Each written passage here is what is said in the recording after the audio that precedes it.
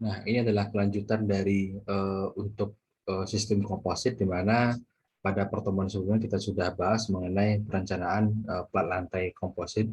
Di mana kalau untuk yang plat lantai komposit memang lebih idealnya itu berupa perencanaan beton tulangan ya. Nah, sekarang kita coba lihat pembahasan tentang sistem struktur komposit, terutama untuk yang di balok komposit. Nah, kita coba review mengenai definisi ataupun pengertian dari komposit itu. Ini merupakan struktur yang terdiri dari dua material atau lebih dengan sifat bahan yang berbeda dan membentuk satu kesatuan sehingga menghasilkan sifat gabungan yang lebih baik. Nah, jadi untuk penyusunan sebab menjadi disusunnya sebuah komposit itu salah satunya adalah diperlukannya reinforcement atau peningkatan kekuatan pada elemen struktur, baik itu di balok, kolom, atau di geplek lantai, dengan menggabungkan beberapa material, seperti misalnya kita menggabungkan beton dengan baja profil gitu ya. Nah, kemudian umumnya struktur komposit itu ada yang berupa kolom baja terbungkus beton atau balok baja terbungkus beton, kemudian ada kolom baja berisi beton atau tiang pancang, jadi seperti di dalamnya ada baja, kemudian dibungkus lagi dengan beton ya, itu seperti yang ada di tiang panjang. Nah, kemudian berikutnya ada balok baja yang menahan slab beton. Jadi seperti yang kita bahas di awal, jadi di bawahnya ada balok-balok WF, kemudian ada plat lantai pada sisi atasnya, jadi dinamakan dengan balok baja yang menahan slab beton. Nah, kemudian ini ada beberapa contoh dari balok komposit, di mana yang menjadi alasan dibuatnya sistem komposit itu pertama adalah terdiri dari dua buah material, yaitu balok baja dan plat beton. Jadi yang hitam ini bagian sisi bawah ini adalah baja profil yang digunakan, kemudian ada plat lantai yang ada di atasnya. Nah, kemudian termasuk di sini, ini ada yang warna hijau ini adalah baja profil, kemudian ada plat lantai yang ada di atasnya. Nah, kemudian sekarang kita coba masuk ke contoh dalam perencanaan sebuah balok komposit, di mana dalam contoh soal di sini diasumsikan bahwa profil yang ada di sini adalah profil 150 kali 75. Sebenarnya ini terlalu kecil ya.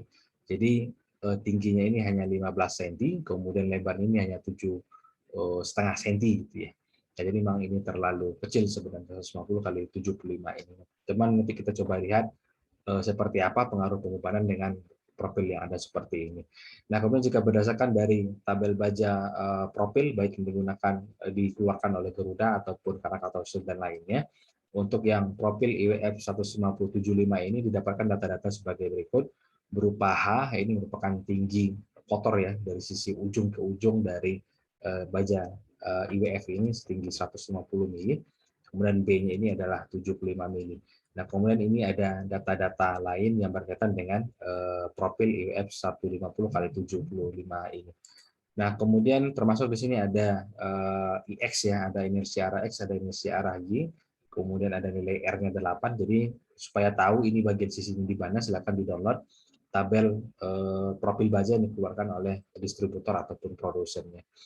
Nah, kemudian langkah pertama yang kita lakukan adalah kita akan melakukan pengecekan kekompakan dari penampang. Nah, ini sama dengan yang ada di struktur baja 1 dulu, di mana terutama untuk perencanaan balok lentur ya. Jadi kita harus cross check dulu antara keterkaitan antara web atau flange yang ada pada baja IWF ini. Nah, pertama adalah bagian sisi sayap atau flange. Jadi yang ini adalah bagian flange, ini juga adalah bagian flange atau sering kita namakan dengan sisi sayap. Nah, di mana ini merupakan persamaan yang digunakan untuk menghitung kekompakan penampang di sini berupa tekukan ya, tekukan atau lambda yang terjadi pada sisi sayap atau flange-nya. Nah, persamaan yang kita gunakan adalah persamaan yang ini, B dibagi dengan 2 kali TF, di mana B-nya tadi di sini adalah 175 mili, kemudian 2 kali TF, TF ini adalah ketebalan dari sisi flange-nya atau bagian badannya ini. Ketebalannya adalah 7 mili di sini. Sehingga kita dapatkan nilai lambdanya, tingkat kelangsingannya adalah 5,36. Nah, ini hanya berkaitan dengan profilnya saja. Nah, kemudian ada lambda P, kelangsingan untuk P ini yang berkaitan dengan mutu baja yang digunakan. Jadi persamaan atau koefisien yang digunakan itu adalah 170 dibagi dengan akar FY. Nah, untuk rumus-rumus ini silakan di cross check lagi yang struktur baja 1 dari mana datang rumus ini ya, turunannya seperti apa. Nah, untuk yang lambda P ini berkaitan dengan mutu baja yang digunakan. Di mana di sini tadi sini nggak dibikin ya. Mutu baja yang digunakan, nah di sini 250 MPa. Nah, sehingga 170 dibagi dengan akar 250 MPa. Jadi kalau kita bandingkan antara lambda dengan lambda P ini, lambda ini lebih kecil dibandingkan dengan lambda P-nya. Artinya kondisi penampang dibandingkan dengan kondisi perbandingan dari mutu baja yang digunakan. Artinya kelangsingannya lebih kecil dibandingkan dengan pengaruh adanya mutu baja yang digunakan. Artinya ini masih masuk dalam kategori penampang yang kompak. Nah, begitu juga untuk yang di sisi badan, ini yang sisi badan dari profil IWF kita atau bagian wave-nya. Jadi yang sayap tadi bagiannya ini, flange-nya. Nah, kemudian yang sisi bagian badan di mana H-nya itu adalah 150 dikurangi dengan 7 dikurang dengan 2 kali 8. Jadi maksud di sini adalah 2 kali 7 itu adalah ketebalan dari sisi wave yang ada di sini di bagian sisi sayap tadi ini dikurangi. Ini kan ketebalannya adalah ini 7 cm. Kemudian ada nilai R-nya sebesar 8 mm.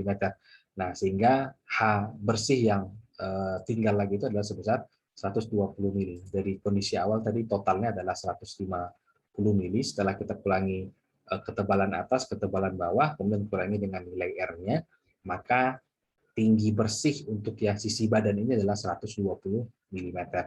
Nah, kemudian berikutnya adalah kita menghitung tingkat kelangsingan yang ada pada bagian sisi badannya ini atau bagian wave-nya, di mana persamaan atau rumus yang kita gunakan itu adalah H dibagikan dengan W. Nah, H yang kita gunakan adalah H yang sudah kita kurangi terhadap ketebalan bagian sisi wave atau sisi flaps atau sisi sayap tadi. Nah, sehingga di sini H dibagi dengan TW 120 dibagi dengan 7, di mana TW itu adalah ketebalan bagian wave-nya ini adalah sebesar 5 mili. Nah, kemudian nilainya ada 24, kemudian dengan cara yang sama, tapi persamaan yang digunakan ini berbeda karena ini untuk yang bagian sisi sayap, kemudian ini adalah untuk sisi yang di badan. Nah, persamaan yang kita gunakan untuk menghitung lambda D ini, lambda P ini adalah 16880 dibagi dengan akar FY. Ini adalah pengaruh dari mutu baja yang digunakan. Sehingga kita bisa bandingkan berapa besaran nilai kelangsingan untuk lambda, kemudian dibandingkan dengan kelangsingan yang dibandingkan dengan mutu baja yang digunakan. Nah, kalau kita lihat angka di sini bahwa nilai lambda ini lebih kecil dibandingkan dengan lambda P yang ada. Sehingga ini termasuk ke dalam kategori penampang yang kompak gitu ya. Nah, kemudian setelah langkah pertama kita melakukan pengecekan terhadap kekompakan penampang, sisi selanjutnya adalah menentukan nilai PNA atau plastic neural axis. Jadi ini adalah garis ini ya plastisnya setelah kita hubungkan antara beton bertulang dengan baja profil yang ada di bawahnya.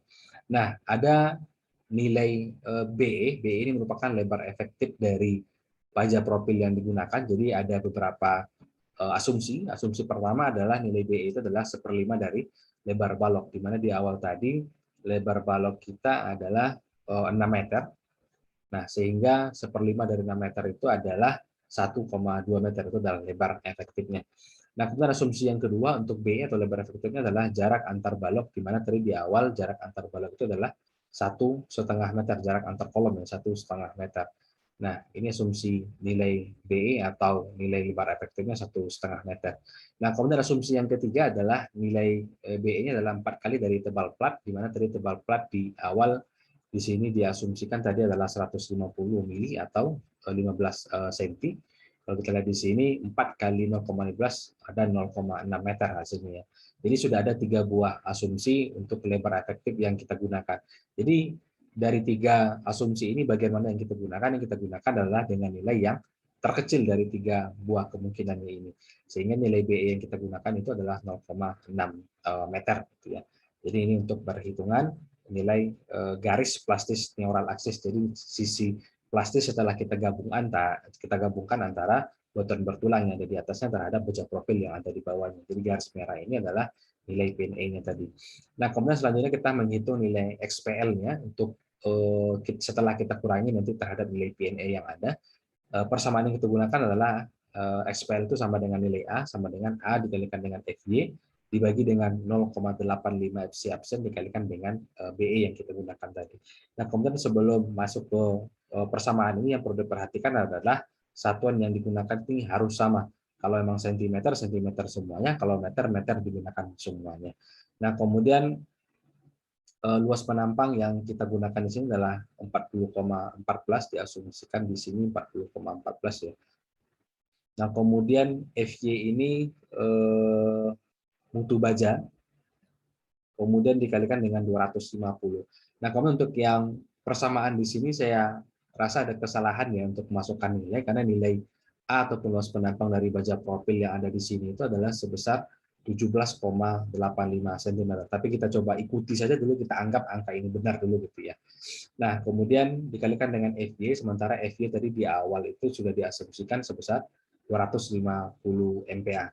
Nah, tapi di sini dibikin 100, saya rasa ini salah yang ada di sini. Tapi kita anggap saja ini benar, kita ikutin saja dulu dengan data yang ada seperti ini. Nah, dengan masukkan angka-angka ke dalam persamaan ini, kalau FC absennya masih sama ya, 25 MPa tadi ya, nilai FC absennya. Nah, di sini 25 MPa. Nah, kemudian masukkan semua angka-angka ke dalam persamaan yang ada di sini. Sehingga kita dapatkan nilai A-nya itu adalah 35 mili. Sementara tadi tebal platnya adalah 150 mili atau 15 cm. Nah, seperti apa jarak antara untuk nilai plastik neural axis atau PNA ini adalah ketebalan plat tadi dikurangi dengan nilai XPL atau nilai A-nya ini. Jadi 150 dikurangi dengan 35 mili. Sehingga nilai di bawah di sini adalah 115 mili, sementara untuk nilai A di atas di sini adalah 35 mili. Jadi sudah kita dapatkan nilai PNA-nya tadi. Nah, kemudian di sini sudah diasumsikan bahwa ada momen ultimate, di sini sudah dihitung dengan menggunakan sub 2000 ya, bahwa momen ultimate-nya adalah sebesar 10,76 kN. Di sini, nah ini ya 10,79 kN. Ini sudah diasumsikan, jadi tinggal kita bandingkan nanti terhadap kemampuan baja kita dalam menahan gaya. Nah, langkah berikutnya adalah kita harus tentukan dulu nilai MN-nya atau kuat momen nominal. Artinya di sini adalah kemampuan dari profil wajah kita tadi dalam menahan gaya. MN ini sama dengan MP atau momen primer ya. Dan di mana rumusnya adalah AS dikalikan dengan FY, kemudian dikalikan dengan H dibagikan dengan 2, tambahkan dengan tebal plat dikurang dengan A dibagikan dengan 2. Jadi A tadi yang kita hitung di sini tadi sebesar 35 mili.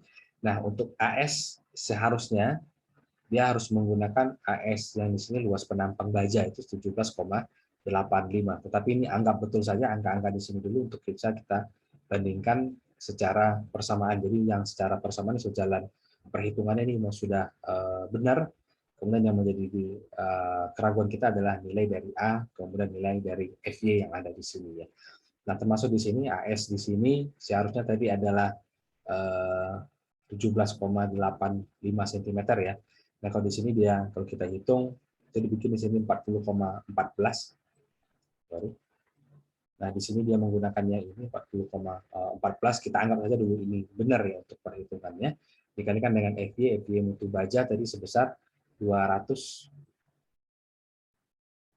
Nah, FY di sini 250 MPa. Jadi masukkan angka-angka data-data dari awal tadi ke dalam persamaan yang ada di sini. H ini adalah ketebalan setelah dikurangi tadi tebal bagian sayap 2, kemudian dikurangi dengan nilai R-nya 8 tadi ya. Sehingga menjadi 120 dibagi dengan 2. Kalau tinggi totalnya kan dari awal tadi 150 mili ya. Tetapi setelah kita kurangi dengan ketebalan dari plat, kemudian juga dikurangi dengan nilai R-nya, maka nilai H-nya ini menjadi 120 mili. Nah, ini kan sudah kita hitung di awal tadi ya.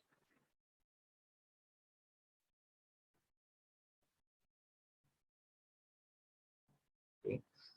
Nah, kemudian berikutnya adalah ketika sudah dimasukkan angka-angka ke dalam persamaan atau rumus ini, kita dapatkan nilai MN atau momen nominal itu atau kemampuan dari baja kita dalam menahan gaya adalah sebesar 85,90 kN/meter.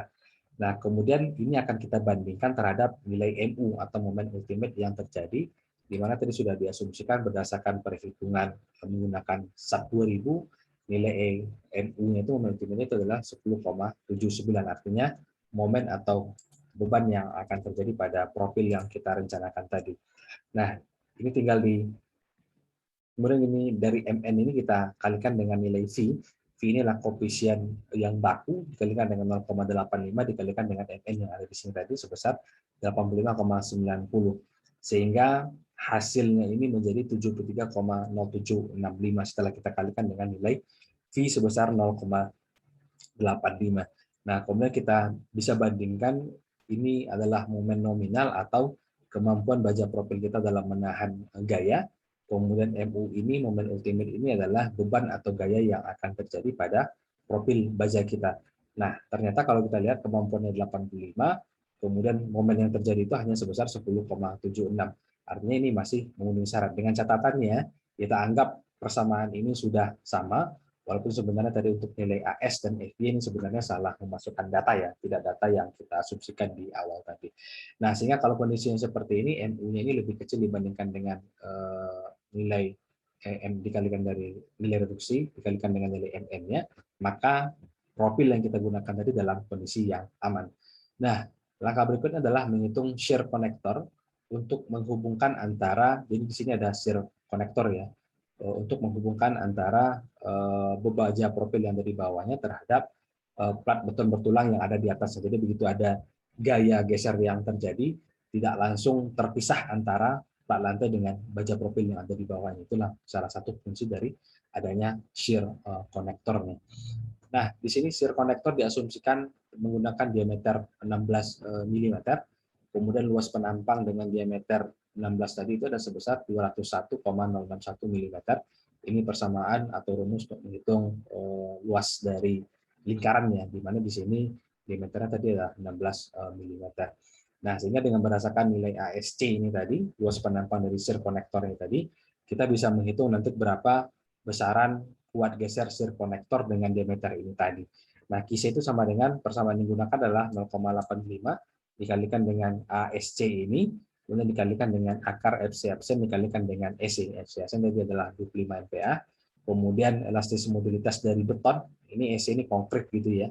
Nilai elastisitas dari beton tadi adalah 23.500. Nah, sehingga kita dapatkan nilai QC itu sebesar 77.055,5255 Newton untuk nilai GC atau kuat geser shear connector yang akan terjadi. Nah, kemudian kita pengen membandingkan apakah dengan shear connector dengan diameter 16 ini memenuhi syarat atau tidak dengan gaya geser yang terjadi seperti ini. Nah, rumusnya adalah ASC dikalikan dengan FU, di mana SC tadi adalah ini 201,061 dikalikan dengan FU di awal tadi adalah 410 MPa. Nah, ini 410 MPa. Sehingga kita dapatkan nilainya itu adalah 82435,3912 Newton. Nah, sehingga ini bisa kita bandingkan antara nilai QC ataupun gaya geser yang terjadi pada shear connector tadi, kita bandingkan terhadap perkalian dari luas penampang yang dengan diameter 16 tadi terhadap mutu dari baja yang digunakan. Nah, ternyata QC ini lebih kecil nilainya dibandingkan dengan luas penampang dikalikan dengan mutu baja yang kita gunakan tadi. Artinya masih memenuhi syarat ini secara logika ini masih sama dengan ini tadi ya, MU ini harus lebih kecil daripada MN. Jadi yang momen yang terjadi itu harus lebih kecil daripada kemampuan profil kita dalam menahan gaya. Begitu juga di sini. Jadi gaya geser yang terjadi pada shear connector itu harus lebih kecil dibandingkan dengan kekuatan yang ada pada luasan penampang yang sudah kita rencanakan tadi. Jadi ini adalah langkah-langkah yang kita hitung untuk menghitung kuat geser dari shear connector.